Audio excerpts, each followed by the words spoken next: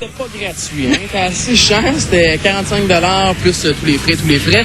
Et ça a duré environ 1h10 pour Marilyn Manson. Les fans ont très bien apprécié le spectacle. Il y en a beaucoup qui ont trouvé que c'était court comme spectacle quand même pour Marilyn Manson. Mais il a commencé avec This Is The New Shit, une des chansons de son nouvel album. Déjà là, tu savais que ça allait, sérieusement, les fans de Marilyn Manson, c'était vraiment une messe à laquelle on a assisté vraiment à une messe. C'était quasiment, sérieusement, c'est un gourou.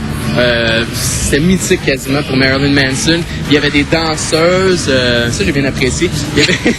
Non mais c'était bien fait et j'ai eu la chance de rencontrer Marilyn. Oui, il est plus gentil que dit. Il est plus gentil. Il était fatigué par contre parce que l'entrevue était supposée être avant le spectacle. En fin de compte, il a déplacé l'entrevue après le spectacle. C'était vers minuit l'entrevue. J'ai rencontré un Marilyn Manson assez fatigué mais très gentil et un personnage vraiment intelligent.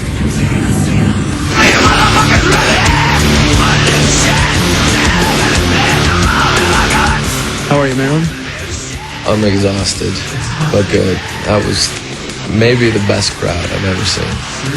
They were chanting from the minute the doors opened. Yeah, we could have played for hours and it wouldn't have been enough for them.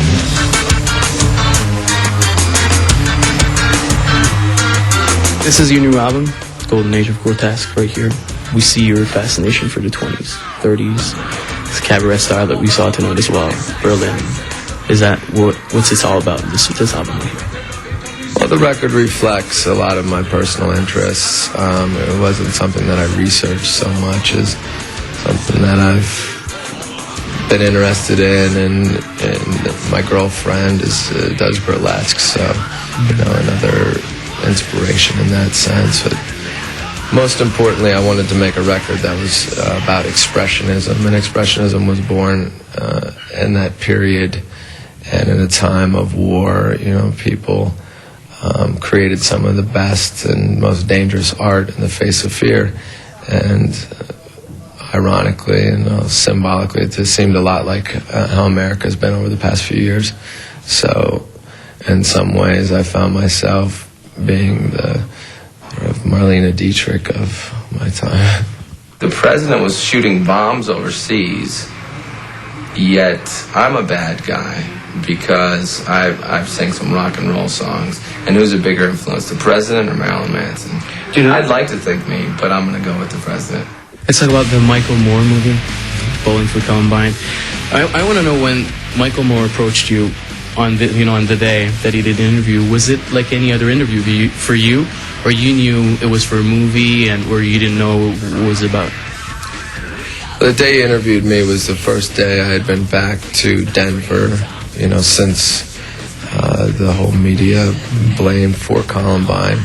And my biggest concern was for my safety because there were so many death threats, and I had 20 or 30 undercover police following me around. And it's Mile High Stadium, so it would be easier for someone if they wanted to be a sniper or something like that. So I had to just put that behind me and walk on stage and know that I'll die for what I do. Hopefully I won't have to, but that's how much it means to me. When I did the interview, there was no name for the movie. He just said he was doing a documentary about that school shooting. And I talked to him for about 2 hours, and he used the piece that I thought represented me very well. It changed a lot of people's opinions about me. And I think it was important timing when it happened because it ended a symbolic battle that I've been fighting for a long time and proved that I'm a survivor and I wouldn't be, destroyed for having a different opinion.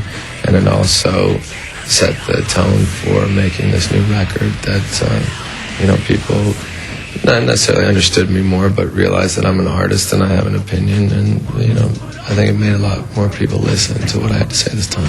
When a dude's getting bullied and shoots up the school and they blame it on Marilyn and the heroin. Do you feel there's some kind of competition between you and Eminem for the king of shocking or something? Do you feel that there's a competition between you? No, not at all. What we do is very different, but I think we have the same intention sometimes.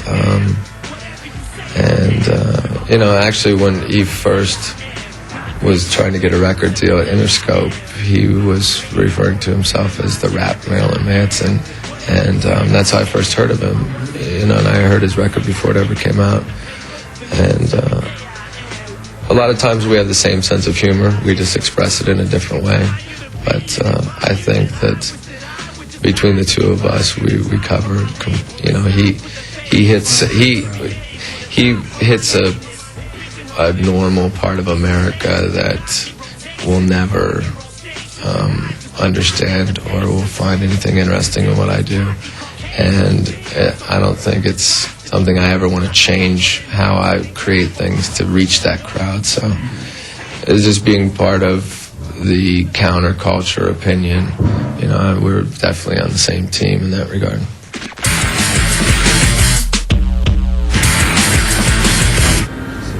On n'aura malheureusement pas la chance de voir cette année au Francophonie de Montréal et c'est bien dommage.